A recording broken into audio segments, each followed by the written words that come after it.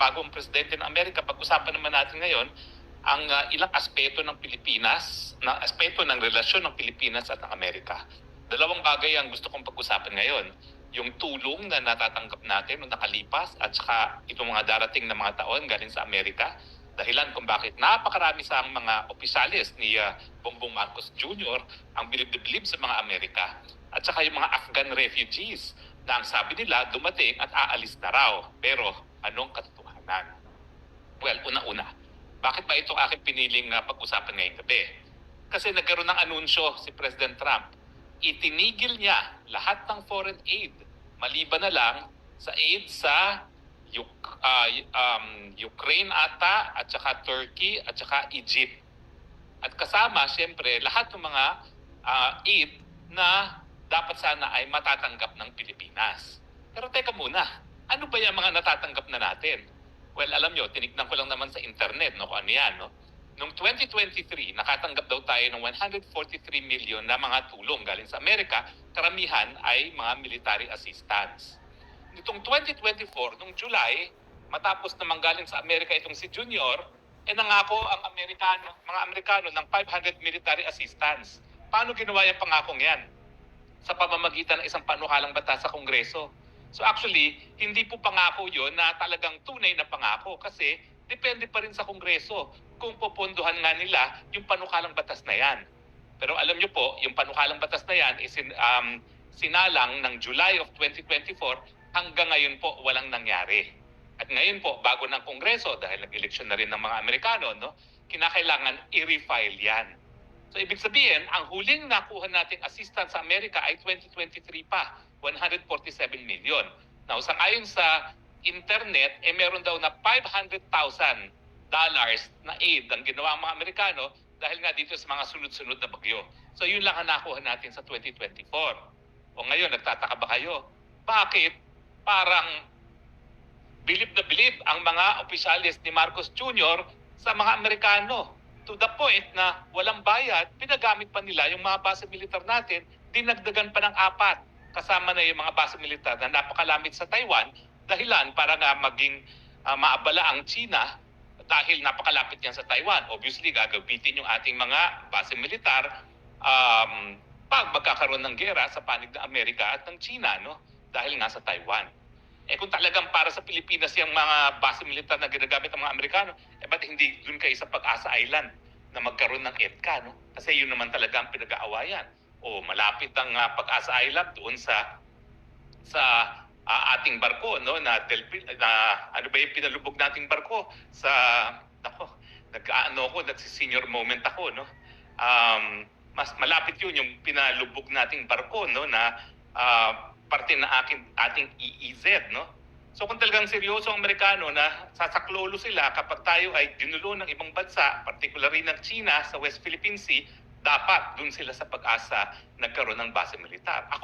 Hindi ako talaga tututol. Hinihimo ko pa ang Marcos administration. Dun yung ilagay ang base militar ng Pilipinas na gagamitin ng Amerika sa Pag-asa Island. Dahil dun natin kinakailangan ng respect ng mga Amerikano. Yung lugar kung saan nag-aagawan ng island. O ayun, kikilalanin kong malaki utang na loob kung talaga naroroon ng mga base militar ng mga Amerikano. Pero ngayong malapit sila sa Taiwan, obviously, gagamitin nila yan kapag kinakailangan nila ng staging ground for attack laban sa China over Taiwan. Ulitin ko po, no, ano ba nang pakialam natin dyan pag nagkagulo sa Taiwan, no?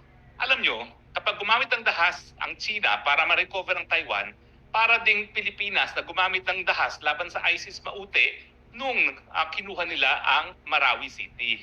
Walang kahit sinong bansa magrereklamo kapag gumamit ka ng dahas para protektahan ang iyong territorial integrity.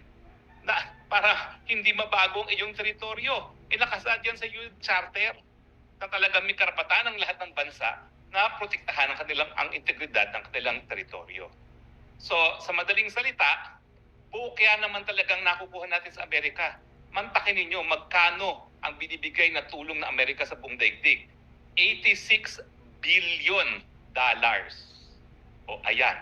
Totoo, siya ang pinakamalaking ODA or Overseas Development Assistance na mimigay ng ODA. Mas malaki pa sa China.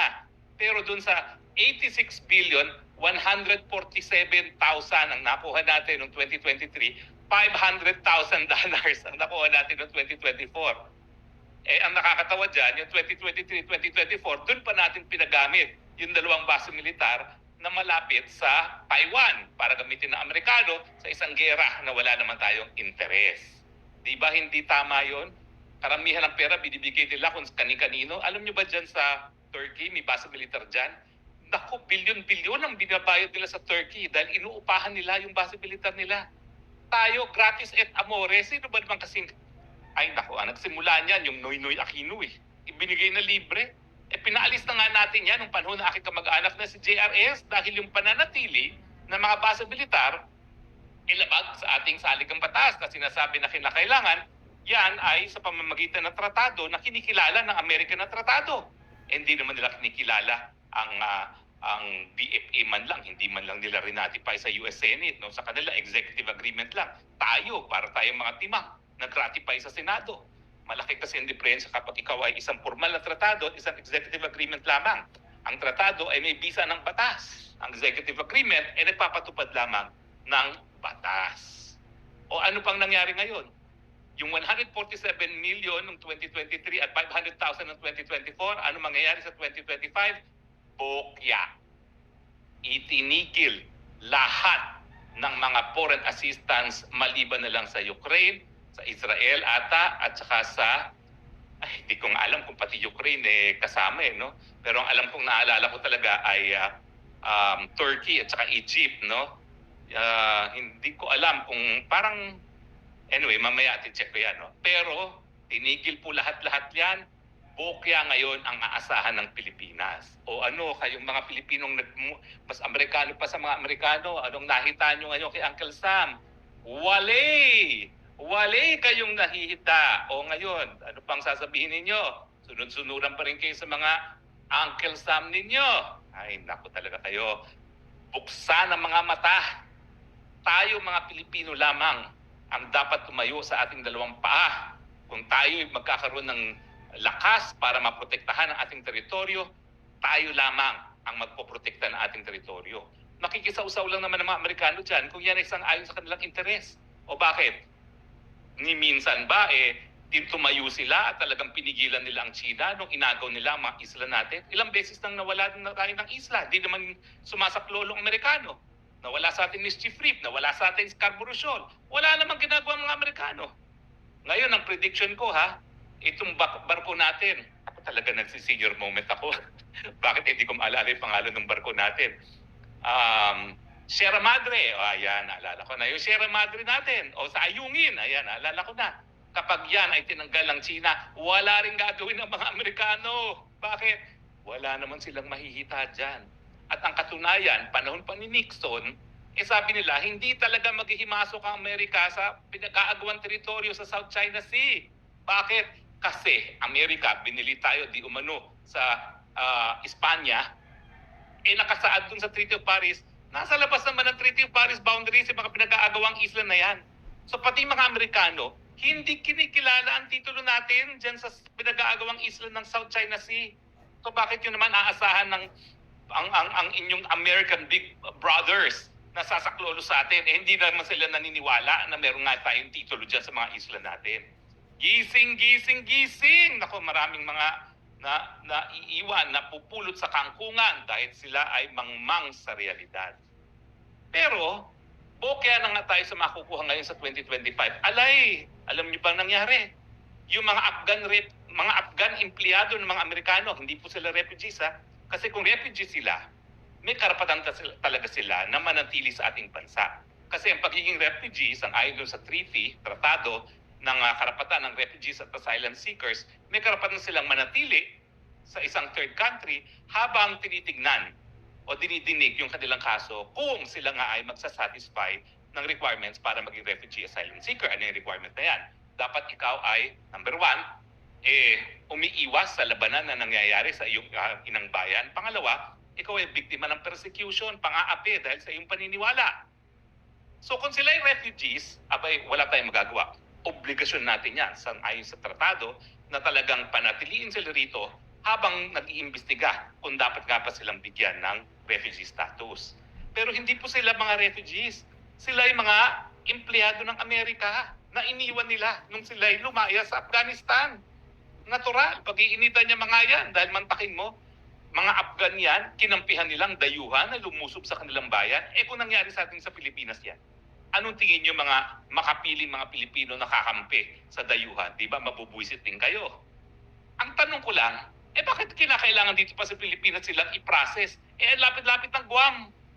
O bakit hindi na sila dalhin doon sa Amerika mismo, ikulong sa isang deportation facility o sa isang immigration facility habang pinaprocess sila? Dahil ito wala namang proseso na biktima ka ba ng pag-aapi or yung persecution, no? Ang gagawin lang naman nila, inaantay lang nila yung kanilang special immigrant visa dahil sila nga yung mga dating empleyado ng mga Amerikano. Pwede na yan sa mainland America o kung ayaw nyo sa Guam, bakit sa Pilipinas? Ano namang yung danger para sa atin, yung banta? Hello, Afghan kaya yan? Yan ay land of the Talibans na mga world-class terrorists. Ang mga Amerikano nga, hindi sila natalo eh. Linabanan niya ng mga Ruso, hindi natalo. Linabanan ng mga Amerikano, hindi natalo. Nandiyan pa rin sila. Tapos papupuntahin nyo dito sa Pilipinas. Kung kailan lang naman, may karoon na tayo ng problema sa Maute. O bakit ko dinidiscuss ngayon itong mga Afghan employees? Kasi, bagamat sinabi ng US Embassy na paalis na itong mga Afghan nito, they are now officially stranded. Bakit? Dahil yung kanilang relocation sa Amerika, kasama dun sa finiris ni President Trump na foreign aid. Mantakin ninyo, pati ba naman yung halaga na gagastusin para madala sa Amerika ang mga Afghan empleyado nila, kasama sa foreign aid para sa Pilipinas? Anong pakialam natin sa kanila? Utang na loob ba natin na pupundahan nila yung pagpapapunta ng Amerika ng sariling mga empleyado na iniwan nila sa Afghanistan? Bakit kasama yon sa foreign aid accredited sa Philippines? O, kung sa tingin nyo po ako ay nag-iimbento lang ha, ito po isang ayon sa report ng Reuters. Yung Reuters po, international wire service, prestigyoso po yung news report organization. So yan po naging report. Stranded indefinitely ang mga Afghan employees dito sa Pilipinas dahil ang kanilang gastos para sana makarating ng Amerika sakop ng freeze order ni Trump. Sakop ng freeze order ni Trump. Paano na ngayon yan? Ang akala natin, sandali lang sila at wala tayong gastos. Ngayon, sino magpapakain doon? Matitiis ba natin na nagutom yan? Dami-dami ng mga Pilipino nagugutom, mapapakainin pa natin mga Afghan. At saka, ganong katagal? Sabi nila sandali lang. Mababantayan ba nila yan? Kung tumakas yan at kung yung mga asawa ng mga empleyado mga Taliban talaga at mga deep penetration agent, ano mangyayari? Alam nyo, sa karanasan ng mga bansa na nagkakaroon ng digmaan at may mga refugee centers, ito mga refugee centers na tunay na mga ordinaryong mamamayan na umiiwas sa labanan o di naman kaya biktima ng persecution, nagkakaroon talaga ng deep penetration agents. Bakit? Ang gusto nila kasi ma-penetrate yung refugee camps at patayin lahat ng kalaban ng kanilang estado. Kayo ba'y magtataka kung mayroong mga deep penetration agents sa Taliban para malaman nila kung sino yung mga taksil na mga nagtrabaho sa mga Amerikano para patayin sila? Buti sana kung sila lang magpatayan. Paano kung lumabas yan at magkalat na naman ng lagim dyan sa Mindanao? Ano na mangyayari dyan? Pero yan po ang balita ngayon. They are stranded. The Afghan the Afghan American employees are stranded indefinitely dahil finiris ni President Trump yung foreign aid. Nang nakakainis, considered foreign aid pa yung halaga na kinakailangan para dalhin sa Amerika yung sarili nilang mga empleyado. Ano sila, hilo? Nagpapasalamat pa ba tayo doon? Thank you ha, dahil pinapunta niyo sa Amerika yung mga empleyado niyo. Ay nako, mga buang, mga Pilipino, gumising na kayo. So anong leksyon natin ngayong araw na ito? Wala po tayong aasahan sa mga dayuhan. Dahil ang interes ng Pilipino ay para sa Pilipino lamang. Ang interes ng mga Amerikano para sa Amerika lamang. At mabuti nga ngayon, si Trump, diretso, hindi na nagpapanggap kasi mga Democrats, yung mga woke, kunwari, wow, laki ng puso nila, gusto nilang itaguyod ang interes ng marami sa demokrasya, bla bla bla. O si Trump, diretso, hindi, America first. manigas kayong lahat. Kailangan nyo ng seguridad? O sige, magbayad kayo. O yan ang sinabi niya sa NATO. Yan din ang sasabihin niya sa Taiwan. So yung mga nag-aakala kasama na si Bongbong Marcos, na importante pa rin ang Pilipinas kay Trump dahil kailangan nilang base militar laban sa China. Pag nagkaroon ng labanan sa Taiwan, think again, walang pakialam dyan si Trump. America first muna siya. Bagamat ang naabala ko, ibang sinasabi ni Rubio, ibang sinasabi ni Trump. Sino naman kayong paniniwalaan nyo? Yung kanyang alter ego na sekretary lamang o yung presidente mismo? Ako maniniwala mismo kay Trump. Kaya ngayon, gaya ng trabaho ko kay dating Presidente Duterte, binabantayan ko talaga ang mga binibigkas na mga salita ni Trump. At ang kanyang mensahe, bagamat wala pa siyang binabangkit tungkol sa Pilipinas, wala kayong aasahan dahil ako, aayusin ko muna ang kapakanan ng aking mga kababayan doon sa Amerika. Bahala kayo sa inyong mga buhay. Kaya, tanggapin po natin ang hamon. Huwag na tayo magpaninlang na kinakailangan tayong tulungan sa Amerika dahil tutulungan nila tayo pag tayo po ay linusob. Bakit? Sino bang kalaban natin? Katagal-tagal na nating kapit bansa ang China, ni minsan di naman tayo nagkaroon ng digmaan. Meron nga tayong sigalot, pero sa ating saligang batas at saka sa UN Charter, pinagbabawal naman ng gera, kinakailangan mapayapang usapin. Kaya lang naman nagkakagera, si Marcos Jr., alam niya na susuportahan siya ng Amerikano dahil kinakailangan niya magbasa militar. Well, tapos na maliligayang araw mo. Kaya nga, Marcos Jr., baka bilang na rin ang iyong araw dahil wala na yung nagre-respect sa iyo na President Biden. So anyway, maraming salamat po ha. Medyo napahaba ang ating spokes hour ngayon. Pero importante po na talagang iparating ang mensahe sa mga Pilipino. Tanging Pilipino lang ang ipaglalaban at iaalay ang buhay para sa interes ng kapwa Pilipino.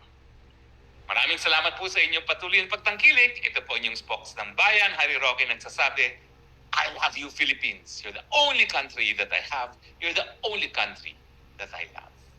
Bye!